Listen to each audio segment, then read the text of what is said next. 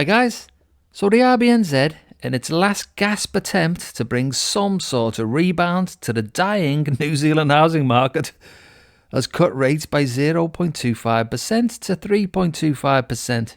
Poor old Christian Hawkesby. He's only new to the job and will desperately want to impress his boss Willis, but he has had to throw an enormous spanner in the works and admit that policymakers are not necessarily leaning towards cutting the official cash rate any further.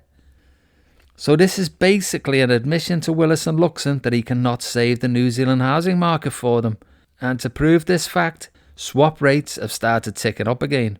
Swap rates give the best indication of future mortgage rates. So it doesn't look good for any over-leveraged property investors, that's for sure. For anyone who wants to look at the New Zealand 1 to 10 year swap rates, I've put a link in the description. It is clear that the New Zealand housing market cannot be saved with a 3.25% official cash rate. Not at today's foolish prices anyhow. It's obviously just not going to cut the mustard, I'm afraid. And to show you why, as an example, the median house price in New Zealand is $781,000 median. The lowest fixed rate mortgage rate is 4.95%. So let's assume that somehow a first home buyer was able to save enough for a 20% deposit whilst paying most of their wages to some rich landlord. That tiny deposit that they'd have to save would be $156,200. So instantly you can see how stupid things have become. I can hear the upset landlords shouting at the screen at this point, saying that a first home buyer should not be able to afford the median home. But bear in mind, guys, that in Auckland, even first home buyer homes cost more than this. So this first home buyer, after handing over this miraculously acquired $156,200, now only has to get a $624,800 mortgage. So let's jump over to a good mortgage calculator. See the link in the description. $624,800 over 30 years is a mere $3,335 per month. So the total amount paid on the mortgage after 30 years will be $1.2 million, including interest and fees paid. And you can add to this the deposit that was already paid, means that the cost to this young person is almost $1.4 million for the current median house. So what now? Is this officially the end of the New Zealand housing market? Well, not necessarily. Luxon has still got a few big cards he can play. You can already hear the mainstream media working on his behalf. What he's trying to do is get Winston Peters to allow foreign buyers back into the market. Now he's going to do this initially by saying it's okay, it's just for properties over X millions of dollars. But anyone with half a brain knows that this is only a slight wedge he's putting in the door so he can fully open the door to foreign buyers at a later date. The other card Luxon has, and is secretly already playing, is ramping up immigration. But not just any old immigration. Luxon's not stupid. He wants a quick fix to this housing market dropping, and he wants a fix now. So who does he let in? Not just young people who will have to save a deposit before buying, no. Luxon has opened the door to over 65-year-olds. Just look at this chart, and I've put a link to it in the description.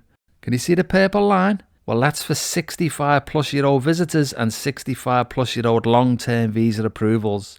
Both have gone up considerably since COVID. So what a cunning plan. Import people who can buy a house straight away just to prop up the PONZI immediately. Don't consider extra taxpayer-funded medical costs down the road. No, just think about short-term house prices as per usual. Sounds like one of Luxon's great ideas, no? The other thing that Luxon and his merry RBNZ men are allowing is more subprime lending. What could possibly go wrong with that? This table shows an obvious increase in lending to people who have less than 20% deposit. It was loans like this that caused the 2008 financial crisis. But don't worry, New Zealand will get away with this type of risky lending. New Zealand's different, isn't it? The link is in the description once again, guys. Have a look at it. Disgraceful. Just look how risky lending is increasing. Compare the April 2025 numbers with the April 2023 numbers. Anyone with savings in the bank needs to question their banks doing this, because it is your savings that they are risking here. I am sure they will try and do more things that will risk the whole economy just to try and prop up an obviously failing housing market. But at what point do they come to their senses and accept that Ponzi's always collapse? It's time to let it go and move back to shoring up the real economy and stop risking the bank's viability and stop all subprime lending. It amazes me just how much power the New Zealand real estate lobby has, you know. The government would rather see a whole generation of young Kiwis leave to Australia before allowing ridiculously high house prices to come back down to normal levels. What a crazy world we live in, eh? And before I go, I would just like to show you the latest employment data from Stats New Zealand. Now, I'm not a fan of the way this data is collected, but it does give some indication of how things are tracking. Once again, the link is in the description. So if you look at filled jobs changes by industry, the largest changes in the number of filled jobs compared with April 24 we're in. So you got construction down 6.5%. That's 13,522 less jobs filled. You got administrative and support services. That's down 6.7%. That's 7,547 less jobs filled. You got professional, scientific and technical services down 3.3%. That's 6,257 less jobs filled. You got manufacturing down 2.3%. That's 5,475 less jobs filled. Then you got retail trade down 1.5%, which is 3,184 less jobs filled. Then you got filled jobs changes per region, and you can look at that yourself. So Auckland's down 2.1%, Wellington's down 2.4%, Waikato's down 1%, Bay of Plenty down 1.5%, Manawatu Wanganui down 1.7%. So you got filled jobs changes for men and women. In April 2025 compared to April 2024, the number of filled jobs fell 2.2% for men and 1.3% for women. Then we got filled jobs by age group. Now you can see there, 15 to 19-year-olds is 10% down. 25 to 29-year-olds is 4.8% down. 30 to 34-year-olds is 3.3% down. 20 to 24-year-olds 3.9% down. And 35 to 39-year-olds is 1.9% down. So just look at them ages where jobs aren't being filled.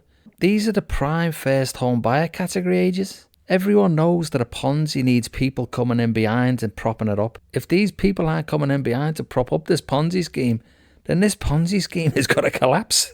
How can it not collapse? Well, that's unless Luxon invites the whole world's 65-year-old plus who've got loads of money. They could buy everything up. Maybe he will do that, who knows? I wouldn't put it past them. So guys, this month's non-performing or bad loans data is out tomorrow. Now this is very important. And if it keeps growing, then it's very bad news for the banks, who should immediately take action and stop all subprime lending to ensure the people who have got deposits in the bank's money is safe. So it's going to be very interesting how this is tracking, guys. So don't forget to like and subscribe to be kept in the loop, and I'll see you all in the next one. Cheers for that.